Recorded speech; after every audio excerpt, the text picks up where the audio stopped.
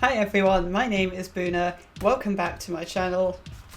Today is the big day, the day that Ocean's Dream is dropping. There are going to be links in the description to buy and stream Ocean's Dream. The pre-order is now of course finished, but you can still buy it on Bandcamp, and that is the best place to do so to support me, because that is the place where I get the biggest proportion of the royalties. So if that is where you choose to do so, I would be super grateful.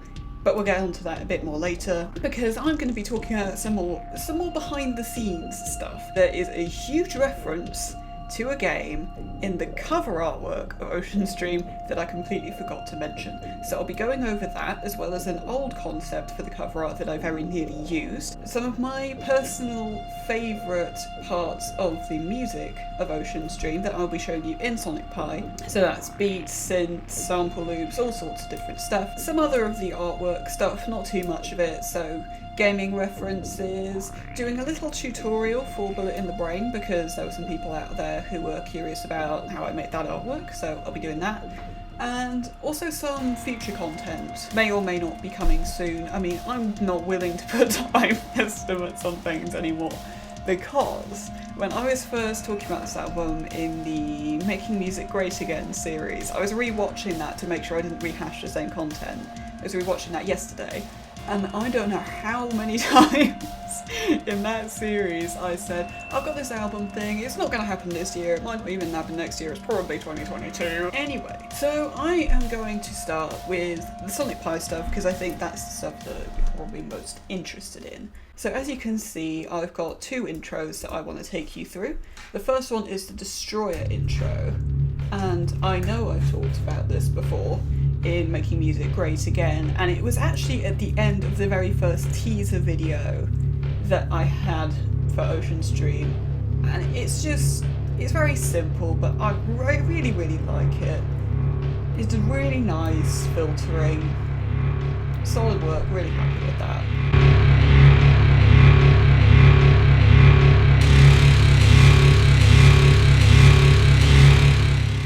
So we're going to get rid of that, and I'm going to show you the Red Sky intro, which is what opens the album. And I want to bring this up because, again, I'm really happy with this. The air raid siren, I think, is really cool. It's not something I've used before, or since, actually. Since making Red Sky, I haven't used that sample again. But I would like to, at some point. We'll see if and when that happens. I just like how slow this build is, because it really gets the point across without much actually happening. Now these hi-hats I'm really happy with, because this is something I do in Logic quite a lot, notably in the Race of the Sun remix. I've never done this well in Sonic Pi before. Like, I tried to do it, but it hadn't sounded right. So actually getting that right was really cool.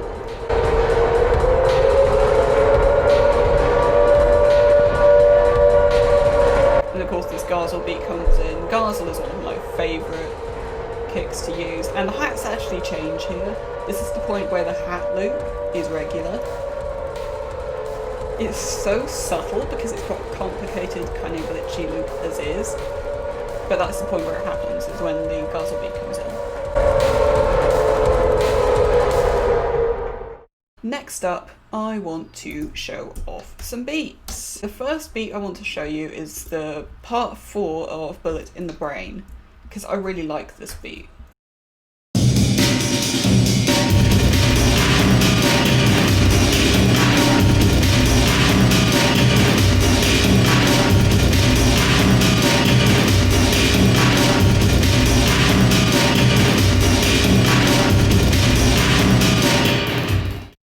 And the reason I bring this one up is because it's using the Amen break, which I use quite a lot. Well, everyone uses that a lot. This part of the Amen break, I don't feel like is isolated very much. This is the third bar of the Amen break, just on the loop.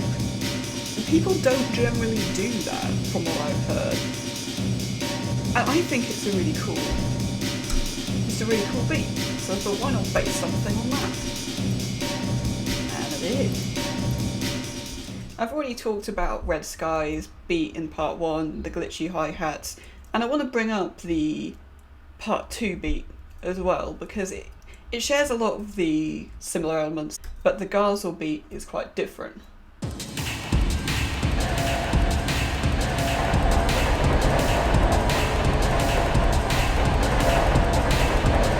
It's quite a chaotic track because it's all about, you know, effectively a nuclear holocaust. So having it not really syncing right, I thought was pretty cool.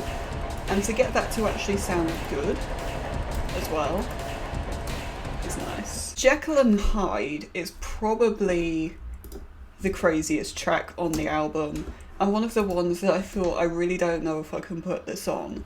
But the thing is, every time I've thought that about a track on a release, it's been the best seller. So, despite the fact that I was really iffy about Jekyll and Hyde, that's the one I'm expecting to be the best seller, solely for that reason.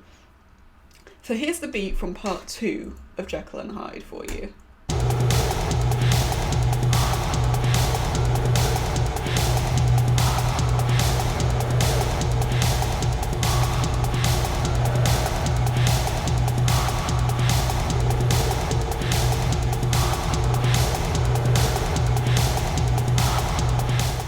And the reason I bring this one up, apart from it just being cool, is this particular sample I never use.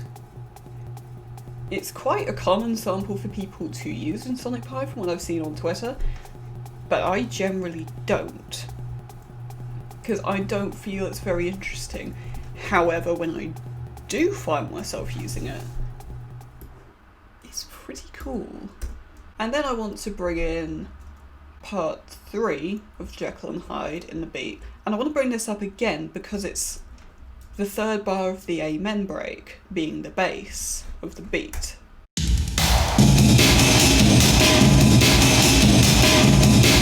And you can hear it much more here because of the G-verb.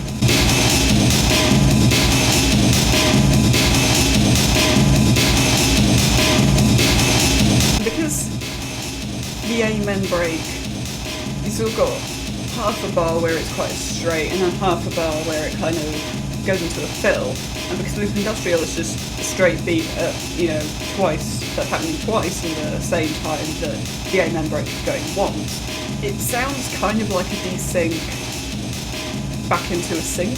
It's quite, I think that was a really interesting effect going back and looking at it after months of not hearing it. Okay, now we're moving on to synths, and we're going back to Bullet in the Brain. I know I'm jumping around a lot between different songs here, but I thought it was probably easier to go by element of the song rather than the song itself.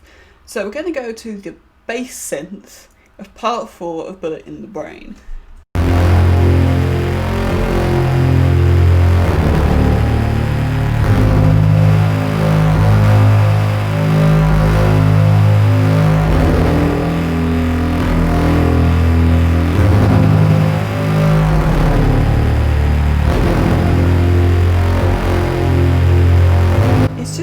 Really cool cinema sound almost. And then we got quite a few synths that I wanted to bring up in part 2 of Red Sky.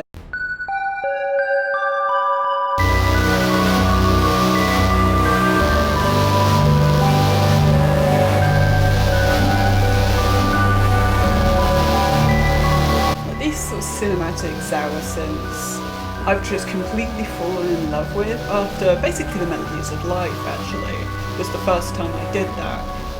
And it's taken me so long to be able to replicate that sort of cinematic sound reliably. And now that I can, I absolutely love doing it. And these triangle waves at the high end, I want you to pay attention to those, because now we're going to go to Red Sky Part 3, and we're going to play just those two high synths.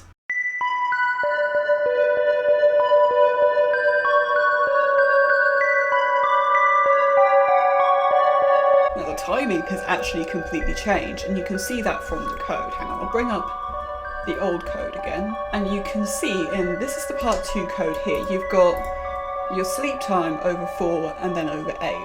So you've got sort of even beat. But you can see here, you've got the sleep value over 3 and then 9. And it's quite subtle in the mix, but it gives a really chaotic feel, because what you go from in part 2 is sort of a regular 8th beat of triangle waves, so that's quavers for you Brits out there, to a very heavy triplet feel in part 3, purely to get that sort of chaotic nature, because nothing else is doing that. There's not really much of a beat in part 3 at all. And I know that's quite heavy on the music theory side of things, going into triplets. To give you a basic understanding of what that means, if you've got a quaver, that's like 1 beat, 1 second, split in 2. So each note happening on a half a second basis. If you've got a triplet, what you're doing is you're taking a beat and splitting it into 3. And that doesn't exactly line up perfectly because it can't mathematically. But what you end up with is effectively something happening every third of a second instead of every half a second. So now we're going on to Below the Roots of the Great Oak. And we're going on to more vowel synths. Let's hear them.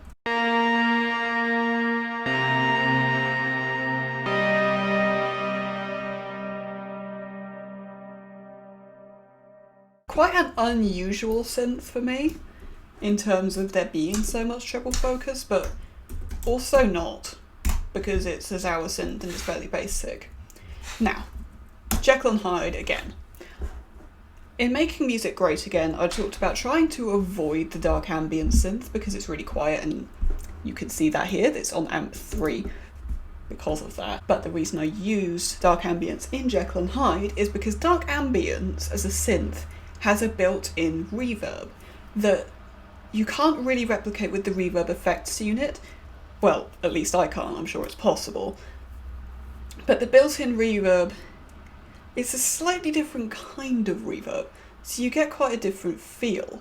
And this is mixed very quietly in Jekyll and Hyde Part 1. It's an ambient synth, but I thought it was nice to bring up just because I think this is the only time dark ambience is used on the album. I don't know if I used it. I don't think I used it on Listening to Life. I'm not sure I used it on The Blink of an Eye either. But let's hear this, shall we?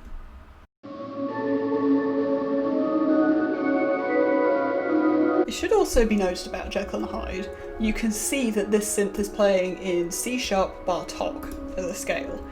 Nothing else is playing in that scale in Jekyll and Hyde. And I do this a lot. I just have something on one scale, something else on a completely different scale. And the other thing I want to bring up in Jekyll and Hyde Part 2 is bring up these supersaw synths.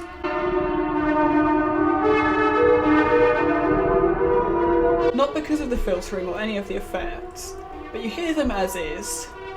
Sounds fine. But if you look up here, you can see it's got with transpose 8.7. So this is out of tune. Well, not with itself, they're perfectly in tune with each other, but they are out of tune. Because 8.7, what that means is 8.7 semitones. So if it was in tune, what you'll be hearing is this.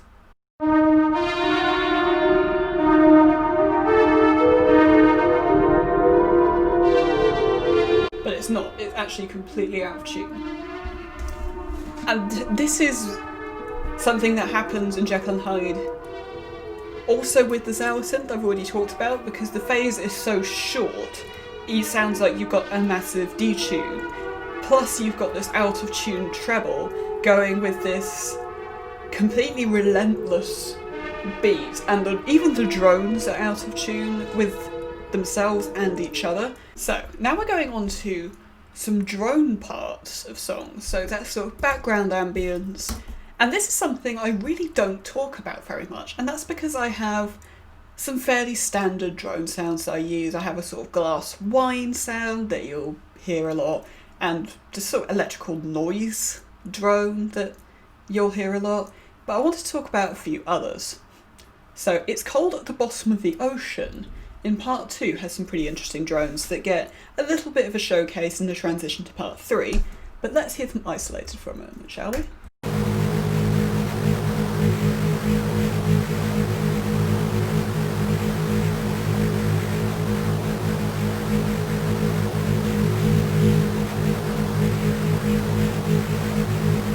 Now this drone sample, Ambi Drone, is one I use a lot.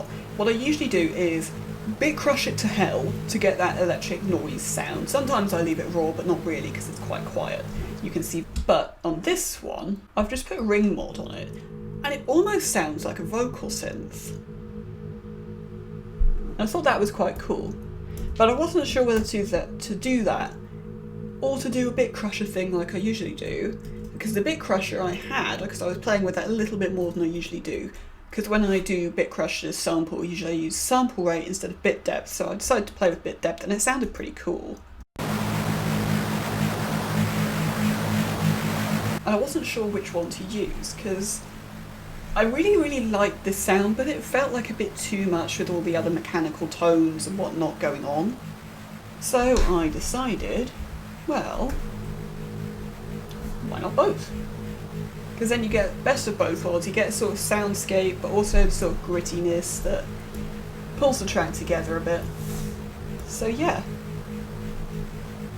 And I know I've talked about this before with Jekyll and Hyde quite a few times, but these mic spring drones are so cool. The cinema sound that you get through these is awesome. And this is a sample that I hadn't used until Jekyll and Hyde, and believe me, I have used this one since.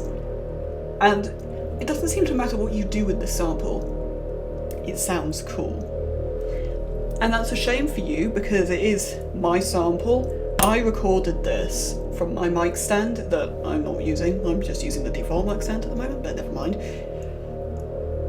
And it's not publicly available for copyright reasons, but you sort of get this feel of the sample as is. And I think this is just more the case of if you have a really solid sample as is, you don't always need to do a lot with it. I mean, it looks like I have, but I actually haven't. Just sort of basic reverb, bit of a flanger, ring mods are a little bit more out there, but I haven't done a lot with it. And there's one last thing I want to bring up with drones, and that's more of Jekyll and Hyde, and that's these glass drones you have in part 2. And I was talking about these a little bit earlier when I was talking about the synths that were out of tune. These are the drones I was talking about.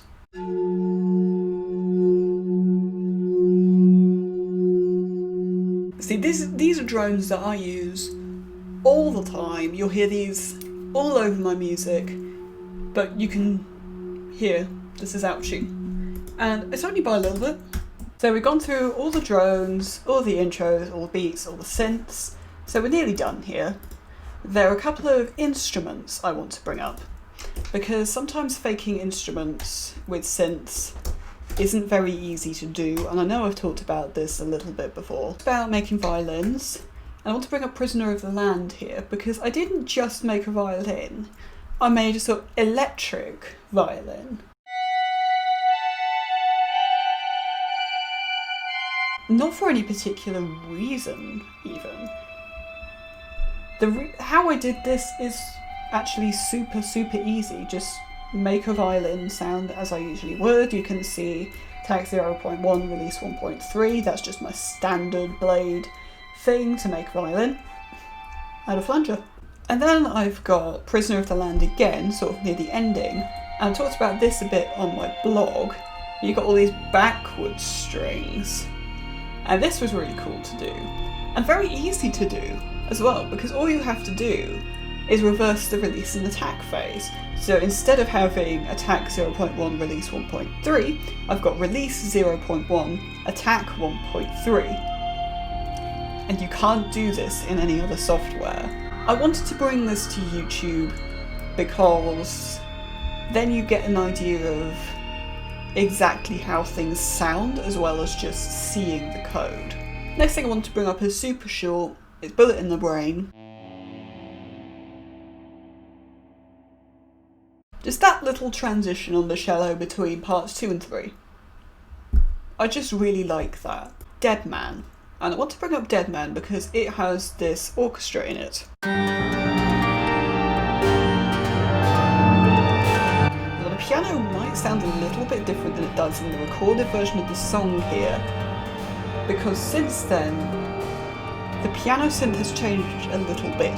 There aren't many orchestras in this album compared to the Blink of an Eye. It's all like the Blink of an Eye. But I want to bring up this randomised timing. Never do this to yourself, because it is a complete nightmare to debug, because things will just go for longer or shorter than you think, and then every time you change the number of times the loop goes, then that seed will change. My favourite part about the orchestras though is having the tambura in the background.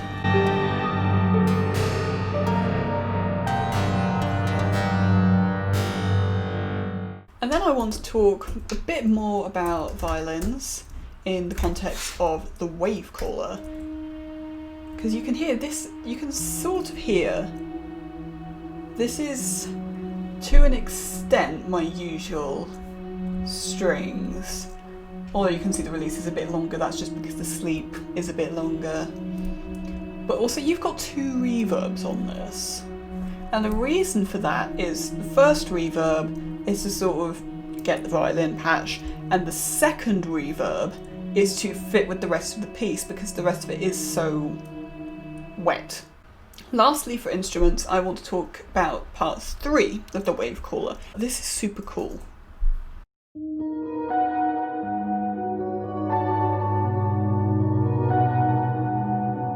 Because what I've got is this guitar sample that I use all the time. I know I've talked about this guitar sample before on YouTube.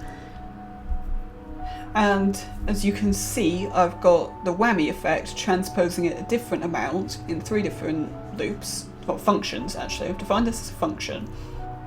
Put this into a loop, tell Sonic Pi to just choose which one it wants to play, and I think looking at this now there is probably a better way of doing it than this, but you get a slightly different randomization here.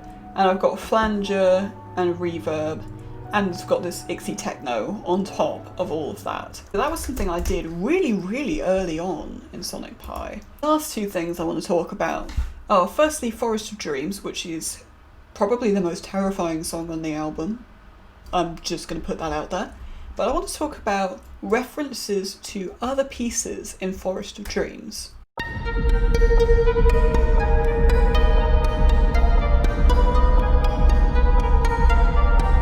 Now, as you can hear, this is not synced, and it's deliberately not synced. And it references the wave caller,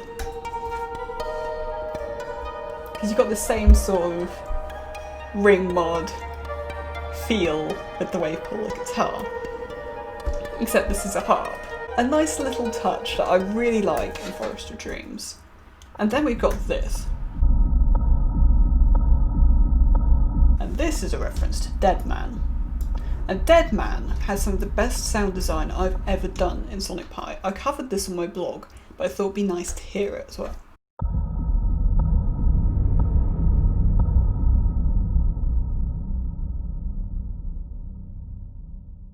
I love that in Dead Man. I love how much stuff happens in Dead Man, how varied that track is, how much of a transition there is from that minimalist sound design to the full orchestra. I'm just really happy with Dead Man. That's about all there is for Sonic Pi. So now we're going to move on to the big gaming reference that I missed in my album cover artwork. So I've got the album cover artwork open, and this is what you're left with. Now this is on really low opacity, so I'm going to ramp this up. I went through a little graphic design phase where I designed a load of Tetris blocks, and this is one of them. So yes, in the cover artwork to my album, there is a Tetris reference that I completely missed. Now this is a Tetris reference that is sort of in the same vein as Tetris Effect, and this isn't the only one there is. So this is obviously the artwork for It's Cold at the Bottom of the Ocean. And this is also referencing Tetris Effect, in the sense that you've got this underwater stage with all these like glowing bubbles, And this is a reference to the stage Jellyfish Chorus. I know that's like really obscure. And the other thing I want to talk about artwork-wise, well, there are two things. But the first thing I want to talk about is the alternative cover art design I had for Ocean's Dream, which is this. Now, you can see it's a very similar artwork style, and my name as an artist is just there as a placeholder, so you can see I had the same sort of concept. I kind of, in a way, actually prefer this piece of artwork, but the reason I didn't use it is because it's called Ocean's Dream, and this is purple and green, it's not blue particularly. I mean, you've got a bit of blue here in the airbrushing, but not really. So while I think this is a really cool album concept, it wasn't right for the project I was doing. Well, a few people asked me when I revealed the artwork for Bullet in the Brain how I made this effect. And I did sort of toy with the idea of making a little tutorial, but I didn't want to do it in the same way I did for the blink of an eye, because I know those videos were really long and a lot of people weren't really that interested. So I'm going to do a little tutorial for you now. This is a super simple technique to do. So let me just show you how I do it. So I'm going to recreate something that's very similar to what we've got going on here. So I'm going to take the spark brush and apply a load of jitter to it. That much.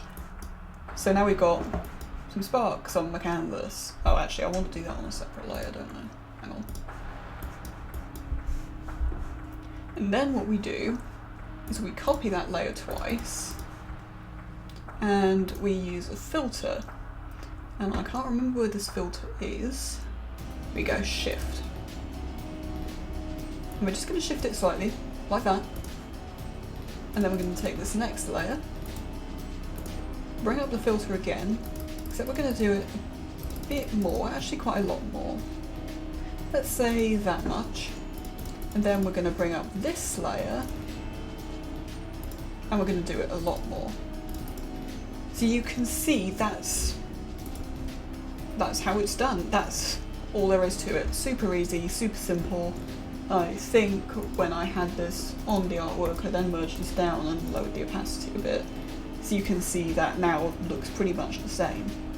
Fun little trick, I actually did this with the text as well. Future content I want to talk about really quickly.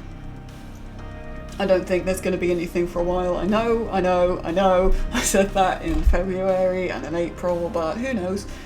I'm not planning anything that soon, but you never know. The things that I have talked about are the collaboration EP I have with DJ Diamond.